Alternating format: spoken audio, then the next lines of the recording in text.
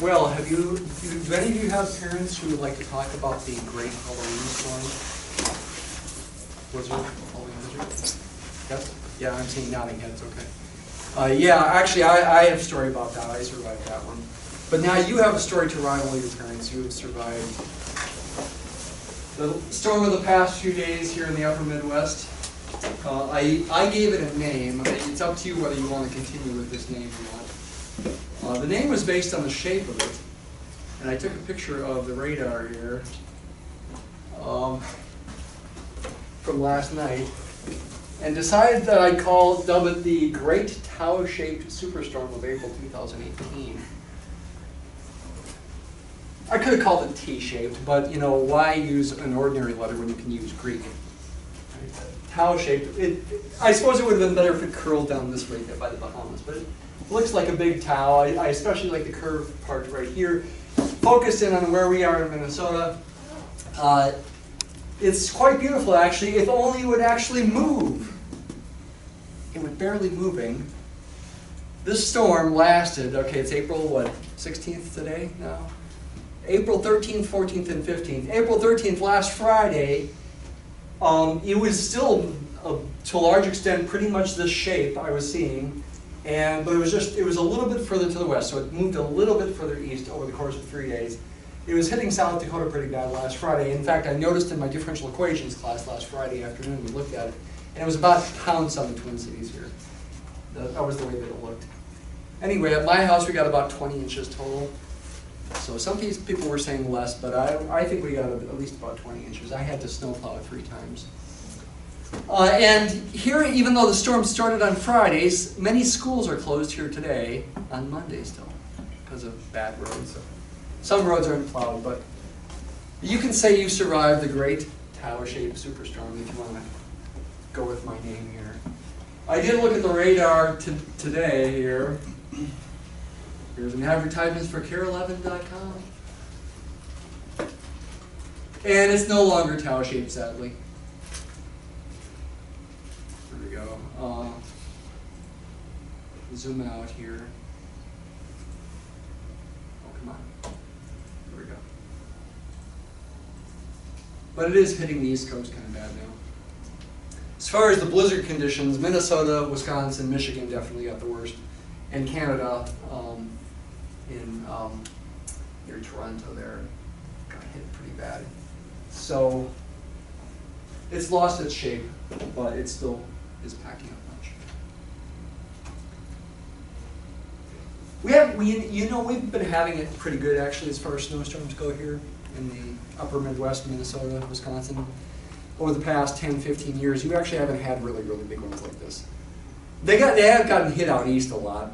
I remember there was one storm about 5 years ago where I think it was Buffalo, in certain spots, they got 6 feet of snow. They had piles up to the top of doorways. Thanks. And in Boston a few years ago, they got hit really bad. They had a ton of snow. And in fact, there was a snow pile that lasted into July. Right there, it got all dirty over time, but they had pushed the snow from the Boston streets into this one spot evidently, and this is a snow pile, and it's July. That's the picture of it. So we've had it pretty good compared to them, I think, sometimes in recent years. All right, back to actual math here now.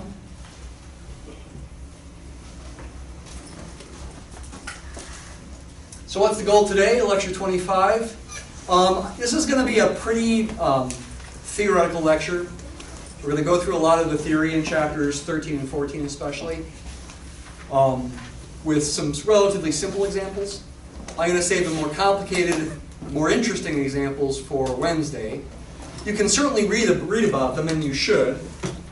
Let me point out what they are. I might want to write this down. Examples 9 and 10 on page 240. Chapter 13 are definitely something you should study and are more complicated. That's chapter 13. In chapter 14, examples 10, 11, and 12 are kind of complicated. Pages 252, 253. And also examples 15 and 16 on the next few pages, 254 and 255. Pretty complicated examples, but real important. So make sure you study those examples before Wednesday's class. We'll go over them to some extent or maybe modify them a little bit. But today's going to be sort of a run-through of the theory, the factual information in chapters 13 and 14 with relatively simple examples to discuss as we go through it. Okay? So the simple examples don't really give you a full feel for what's going on with this stuff. But that's what we'll do today. Integral domains, fields, characteristic of a ring, nilpotents and idempotents. I love those words. Nilpotents and idempotents. In lecture 25a. And then in 25b, ideals, factor rings, prime ideals, and maximal ideals. That's kind of a cool name too, ideals. Very nice words here in the study of ring theory. I do want to remind you very quickly that you should also make sure you understand the concept of a group of units. Given any commutative ring with unity, let U of R denote the set of all units of R. Now, make sure you always stop yourself and ask yourself, what does that mean? Think about what that means. What are units? Units are elements of a ring that are invertible under multiplication. And 0 is never a unity. I'm getting mixed up. 0 is never a unit. Unity is 1. Units have multiplicative inverses. I got to be careful too. Then it turns out U of R is a group under multiplication, and you should be able to prove it's a group under multiplication. Okay? Certainly it's closed and associative. That's in the definition of a ring. This ring has unity. 1 is the unity, and 1 will be the identity of the group of units. So what's left to show is the existence of inverses, but that's pretty trivial too. So it's pretty trivial to show this is a group by definition, essentially. These things have multiplicative inverses, and you should be able to think of examples. We've thought about, I've mentioned these examples. You should understand now that U of Zn, the units in Zn, are the same as U of n, the things we've been talking about since chapter 3. That group we've talked about since chapter 3. Numbers, positive integers less than n that are relatively prime to n under multiplication, mod n.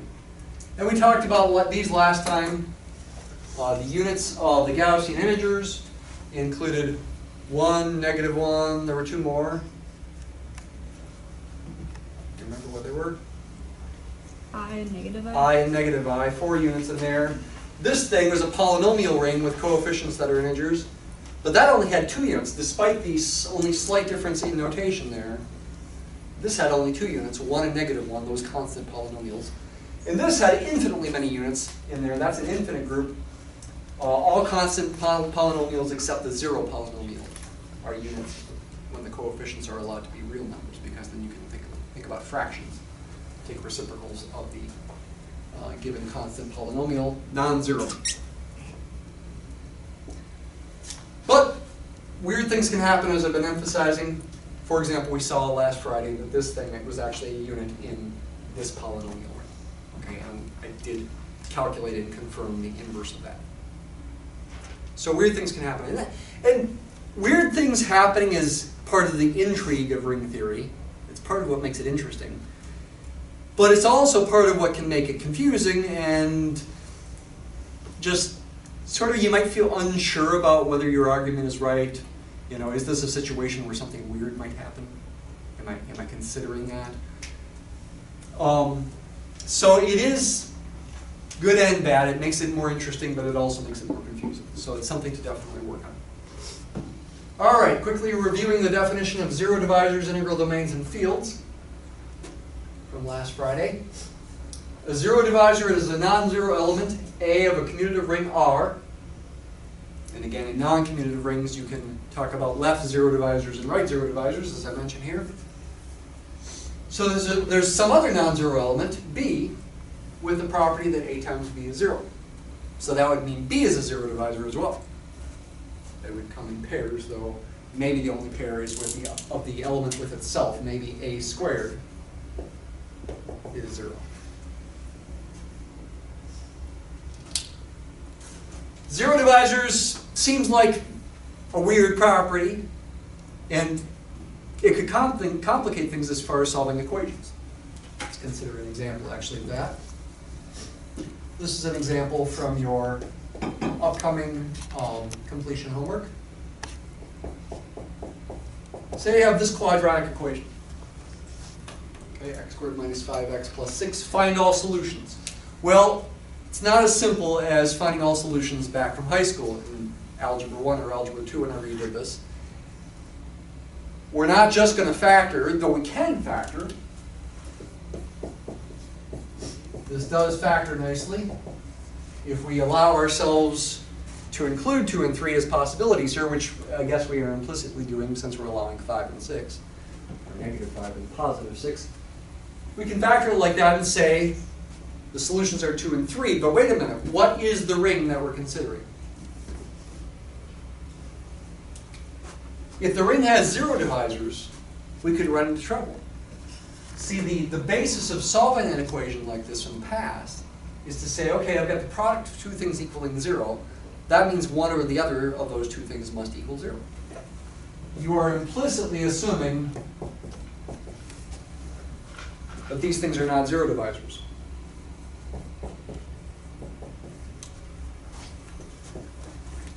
Assuming no zero-divisors when you did this. Now, you didn't know about the terminology zero-divisor back in high school. And you didn't know about the ring terminology either. But in this more general setting of abstract algebra, that's really what's going on here, is you are implicitly assuming no zero-divisors, which is true in Z or to R, if those are the coefficients. And that allows you to conclude that x is 2 or x is 3. If you assume there's no zero-divisors. But again, zero-divisors will complicate things. We'll look at an example here, this same example in some other polynomial ring, and see that there can be other solutions besides 2 and 3. We'll look at that in a minute. An integral domain is a commutative ring with unity and no zero-divisors. Is 0 a zero-divisor? No. Zero-divisors must be non-zero elements. 0 does, of course, have the property that 0 times anything is 0, but it's not a zero-divisor. By definition, zero-divisors must be non-zero elements. Integral domains are commutative rings with unity that have no zero-divisors. All non-zero elements are not zero-divisors. So that kind of implication over there is going to hold. It's a theorem that the multiplicative cancellation law holds in an integral domain. Let's look quick at the proof of that. I did allude to it last Friday. Let R be an integral domain, which I'll abbreviate ID. Let A, comma B, comma C be an R with, say, A being non-zero. Then AB equaling AC implies B equals C. You can cancel the A. Integral domains are commutative rings, so I could also switch around the order of these. I could say BA equals CA and conclude that B equals C as well.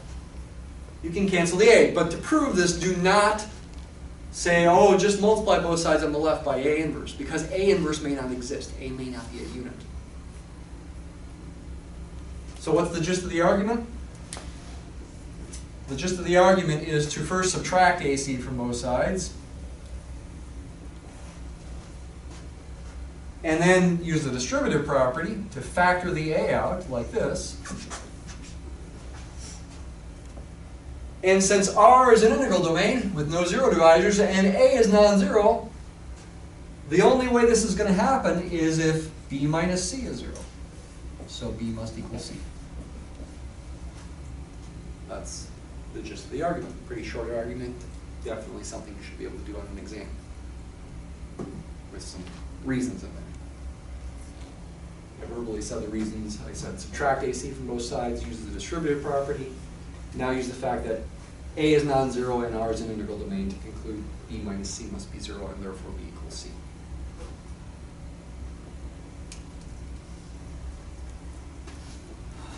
A field is a bit more specialized yet. It's a commutative ring with unity in which every non-zero element is a unit. So in a field, you could prove the cancellation law by multiplying both sides on the left by A inverse, which would exist because A is non-zero. And all the elements, all the non-zero elements of a field are units. They have multiplicative inverses.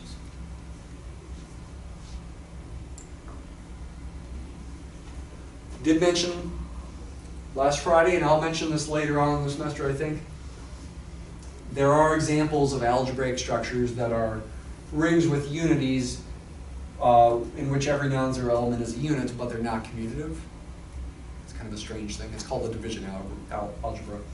I'll probably talk about that a little bit more as we go on here in the last 5 weeks of class. Any questions? Please stop me if you've got a question.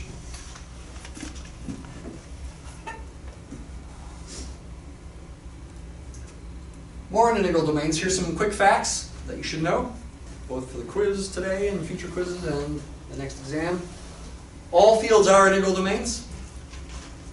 You have to prove every non-zero element of a field is not a zero-divisor.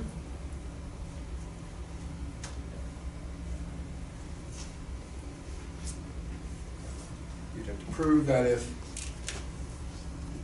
A times B was 0 and A was not 0, you'd have to show that B must be 0. That's what you would have to prove. And using the fact that it's a field, you'd want to multiply both sides on the left by A inverse. Or since the field really is commutative, you can multiply it on the right too. Doesn't matter how you think of it. So that's a fairly short proof. It's a fact you should know. The integers, z, form an integral domain but not a field. Fundamental fact to know. There are integral domains that are not fields, z being the simplest such example.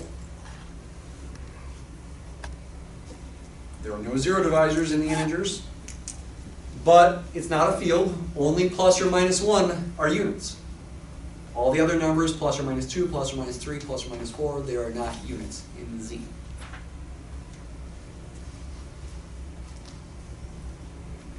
For n bigger than 1, Zn forms a field if and only if n is prime. So Z2 would be a field, Z3 would be a field, Z4 would not be a field. This is an if and only if. Z5 is a field, Z6 is not. Z7 is a field, Z8 is not, Z9 is not, Z10 is not, Z11 is.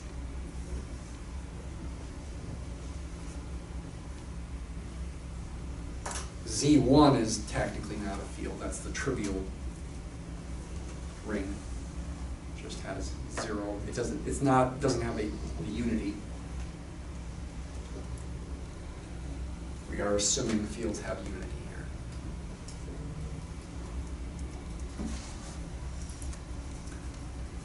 Things you're used to, the rationals, Q, the reals, R, and the complex numbers, C,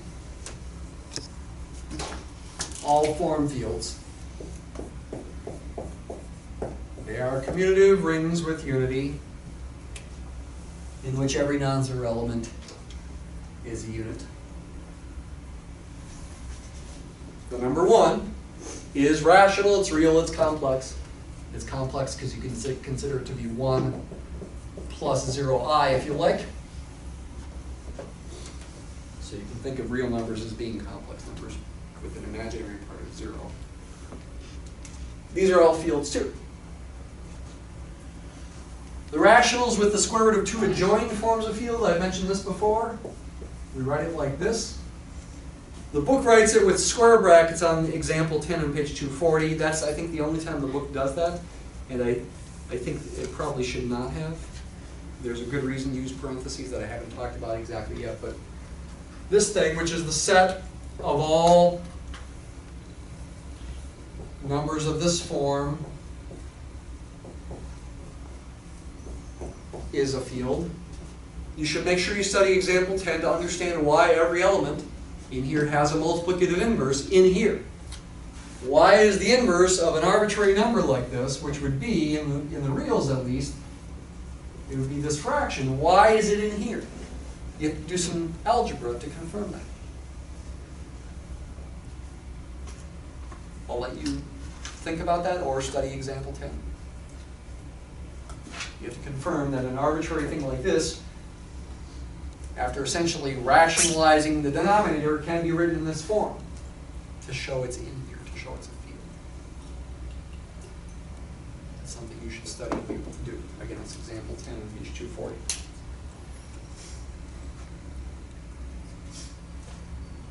And a theorem, any finite integral domain is a field. Proof of that's not too long. Depending on how things go here today, if we have time at the end, maybe we'll look at that proof. Every finite integral domain is a field. And in fact, that means to prove this fact back up here, to prove that P is a field when P is prime, it suffices to show it's an integral domain and then apply this theorem. And that's in fact what the textbook does. It treats this as essentially a corollary of this. Okay? All right, all this was last Friday. Let's go on to some new stuff now. I haven't mentioned the characteristic of a ring, but let's define it now.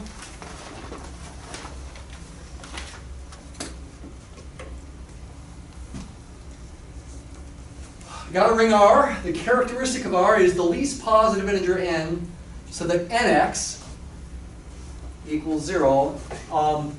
This is the same thing that previously both the textbook and me in class wrote as n dot x. Talked about that last Wednesday. It's not a dot product, but the dot was put there to emphasize it's not a ring multiplication. It's x added to itself n times when n is a positive integer, and here we are assuming n is a positive integer. Got the n sum n's here. It's the group operation going on there. And you want this to be true for all x, the least positive integer with that property. If there is no such integer, we say R has characteristic 0, which seems a little strange. Maybe you should say it's got characteristic infinity, but no, that's not traditional. It's traditional to say it has characteristic 0. The integers, for example, would have characteristic 0. You could write characteristic of the integers is 0 based on this. And that is the notation you use for the characteristic of a ring.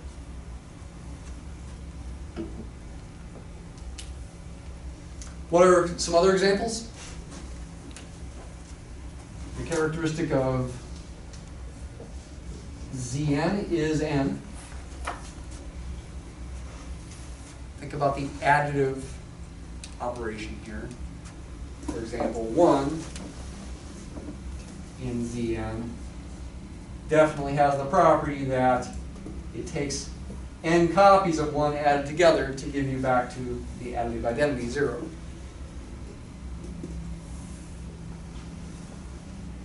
Now, if you're considering, for example, Z8, and you consider 2, for example, 2 does have the property that you can add itself to itself just 4 times to get back to 0, but it is also true that you can add it to itself 8 times to get 0. And 8 is the smallest positive integer for which this works for all x in Z8. Thinking about 1, for example, 8 is the smallest positive integer, so that 1 added to itself 8 times would give you 0. 8 is the characteristic of Z8, just as n is the characteristic of Zn, like I wrote already. Rewrote there.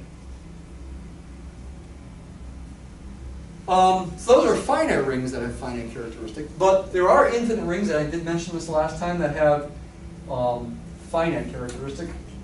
Take the characteristic of the ring of polynomials with coefficients in Zn. That's an infinite ring. But it's got a finite characteristic n.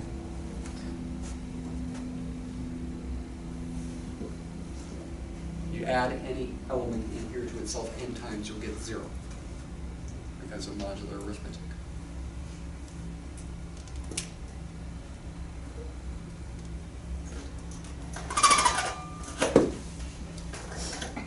It's a theorem that you can essentially compute the characteristic of a given ring by thinking about what happens to 1, the unity.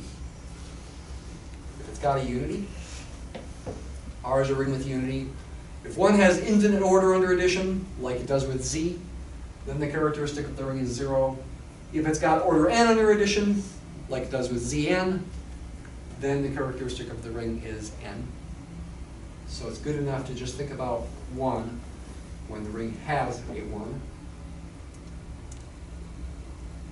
And here's something that can be a useful theorem. The characteristic of an integral domain is 0 or prime. Why would this be useful? What would this contrapositive say? If you got a ring with characteristic that's, help me finish it, what's the contrapositive of this? Got a ring with the characteristics that, excuse me, that is not, can you help me finish? Contrapositive? Yeah, if you got a ring with characteristic that's not 0 or prime, then the ring can't be an integral domain, which means it also can't be a field, since all fields are integral domains. Okay, that's the usefulness of this. It would be a quick test to see if the ring in question might not be an integral domain, is you can find an element added to itself. Well, if you focus on 1, if it's got unity especially, and you calculate the additive order of 1, and it's not 0 and it's not prime, well, it can't be 0, but if it's not prime, then you know the ring can't be an integral domain. So you know it's going to have some zero-divisors too.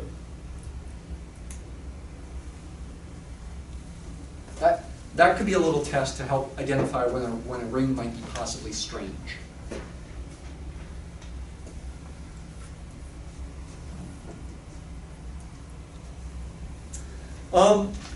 This next slide, which is going to be, I think, our last slide before the quiz here, is not part of the main writing in the textbook, but it does come up in some exercises that I'm going to assign.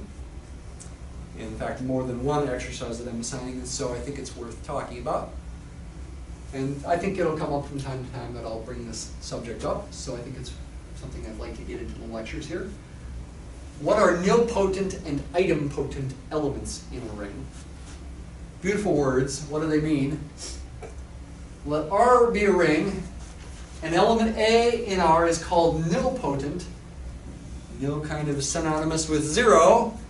If there exists a positive integer n such that a to the n equals 0. A couple quick examples.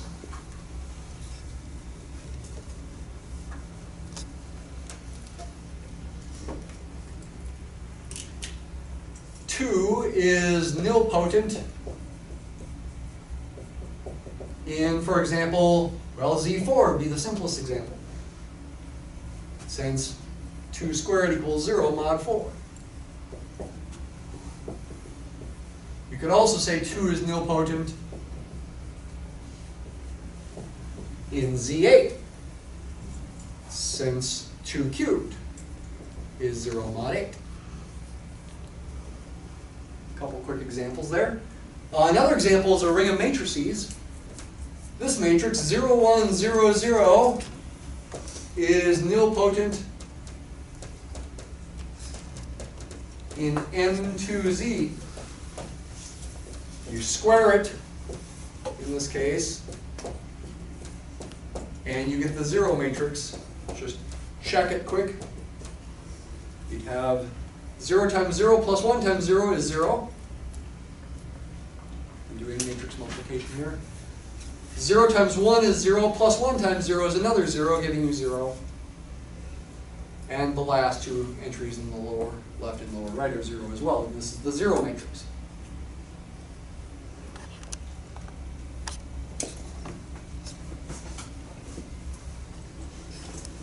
In linear algebra, nilpotent matrices do kind of have a special role sometimes.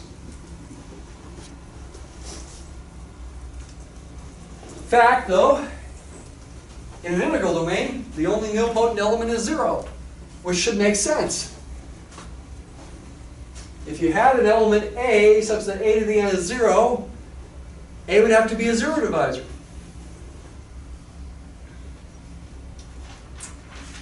If it was a non-zero element, so that a to the n was 0, then it would have to be a zero-divisor. 0 is included as a nilpotent element. 0 to any positive integer power would be 0. But if we're talking about an integral domain, we need to think about non-zero numbers and whether they are zero-divisors or not. Non-zero elements, I should say. It's also a fact that the nilpotent elements of a commutative ring form a subring.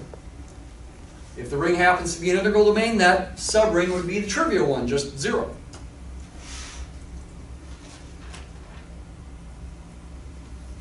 But if your commutative ring happens to not be an integral domain, there can be other nilpotent elements. They turn out to form a subring.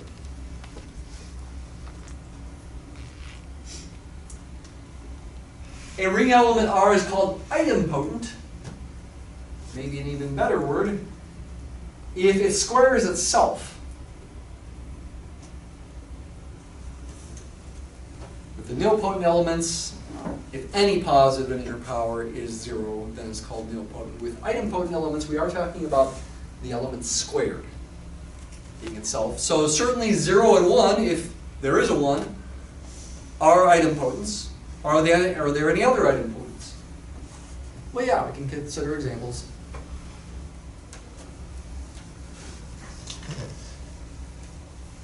For example,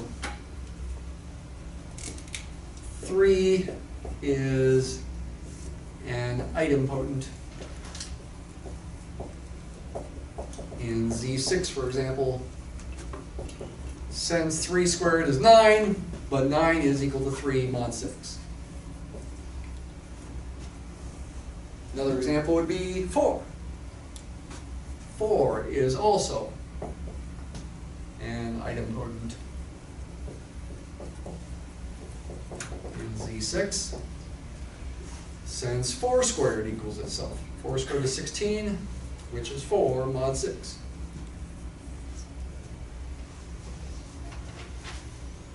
A couple basic examples of that. It is a fact that in an integral domain, the only idempotents are 0 and 1. So more tests to see whether a given ring might be an integral domain or not. If you can find any non-zero nilpotent elements or any idempotents that are not 0 or 1, you know it can't be an integral domain. Here you see the zero-divisors right away. They are the nilpotent elements are zero-divisors. Here it's maybe not so clear what the zero-divisors are yet, but there would be some. If you have any idempotents that are not 0 or 1.